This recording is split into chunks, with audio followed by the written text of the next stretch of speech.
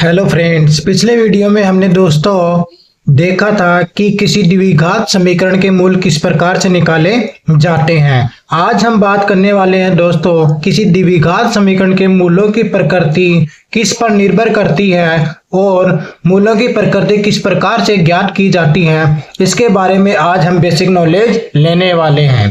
तो देखिए दोस्तों, सबसे पहले आज हम जानने वाले हैं मूलों की प्रकृति किसके ऊपर निर्भर करती है और मूल कैसे निकाले जाते हैं। ये पिछले वीडियो में हम देख चुके हैं। तो देखिए दोस्तों, मूल निकालने के लिए आपने पिछले वीडियो में देखा कि हमने गुणनखंड विधि काम में ली थी।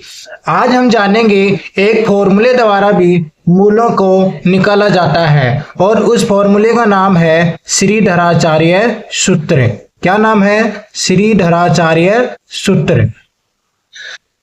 तो देखिए दोस्तों, इस श्रीधराचार्य सूत्र का इस मूलों की प्रकृति में क्या इंपॉर्टेंट रोल रहने वाला है, सबसे पहले ये जानेंगे।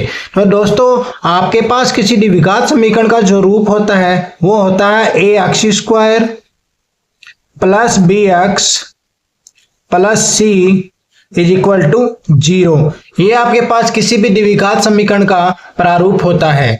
देखिए, श्रीधराचार्य सूत्र द्वारा हम मूल कैसे निकालते हैं, तो इसके लिए फॉर्मूला होता है माइनस का b plus minus root b square minus 4ac upon 2a।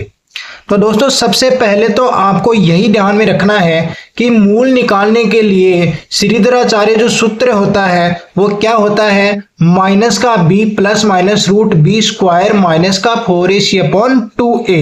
आपको ए बी सी ऐसे समीकरण के रूप में आपको मिल जाएंगे, वहां से आपको ए बी सी के मान रखना है और मूल निकाल लेना है। जिस प्रकार से हमने पिछले वीडियो में गुणनखंड विधि द्वारा दो मूल निकाले थे द्विघात समीकरण के, उसी प्रकार आपको श्रीधराचार्य सूत्र से भी इसी द्विघात समीकरण के दो मूल प्राप्त होते हैं।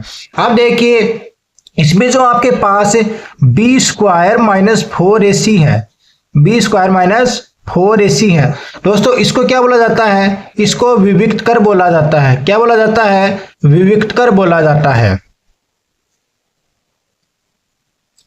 तो दोस्तों, ये विविक्त कर है, वो ही हमें मूलों की प्रकृति का पूरा ज्ञान देने वाला है। अर्थात जो ये विविक्त कर है, यही हमें मूलों की प्रकृति बताएगा कि मूलों की प्रकृति कैसी रहने वाली है। तो सबसे पहले तो आपको ध्यान में रखना है, श्रीधराचार्य सूत्र से मूल निकाल लेने हैं। उसके अंदर बी स्क्वायर माइनस 4ac ये क्या कहलाता है? आपका विविक्त कर कहलाता है। इसको डी द्वारा रिप्रेजेंट किया जाता है। किसके द्वारा? डी द्वारा इसको रिप्रेजेंट किया जाता है।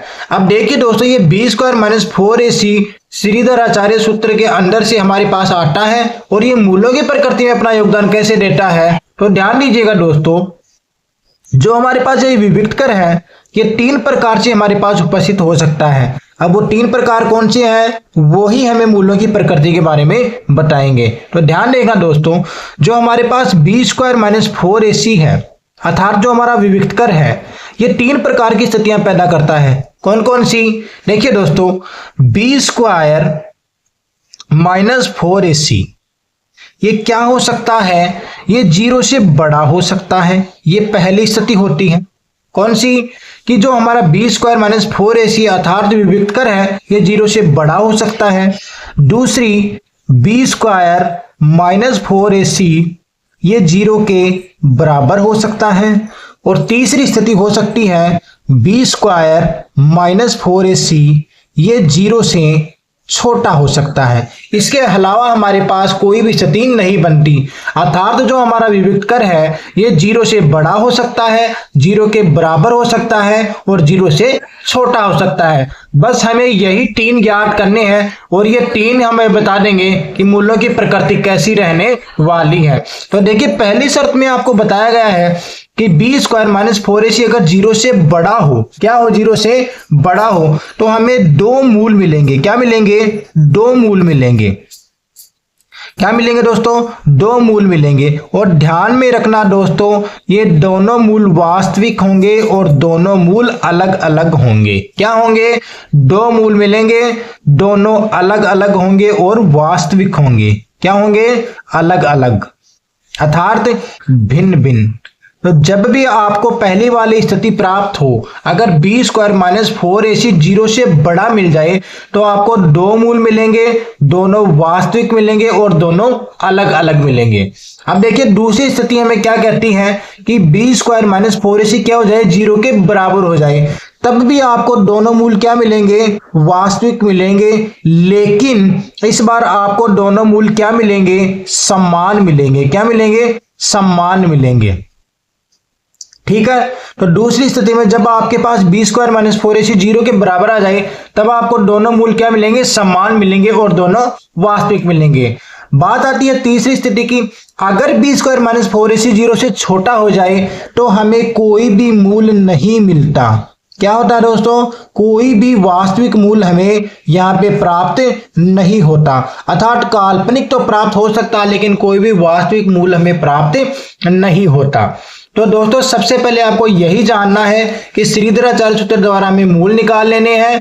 उसके अंदर बी स्क्वायर माइनस 4ac क्या कहलाता है, हमारा विविक्तकर कहलाता है। ये विविक्तकर ही हमारे तीन प्रकार के मूलों की स्थिति को दर्शाता है। पहली स्थिति हो सकती है 0 से बड़ा हो, दूसरी स्थिति है 0 के बराबर हो, तीसरी स्थिति है 0 से छोटा हो। जब ये 0 से बड़ा होगा तो आपको दो मूल मिलेंगे, दोनों अलग अलग मिलेंगे, दोनों वास्तविक होंगे। जब ये 0 के बराबर आएगा दोनों वास्तविक मूल मिलेंगे लेकिन दोनों समान मिलेंगे। अगर आपके पास बी स्क्वायर माइनस 4ac 0 से छोटा है तो आपको कोई भी मूल नहीं मिलने वाला, अर्थात वास्तविक मूल नहीं मिलने वाला, काल्पनिक यहाँ पे हो सकता है। अब देखिए दोस्तों, अगर दो मूल समान मिलेंगे तब आपको कैसे निकालना है और दो मूल अगर अलग अलग हो तब कैसे निकालना है।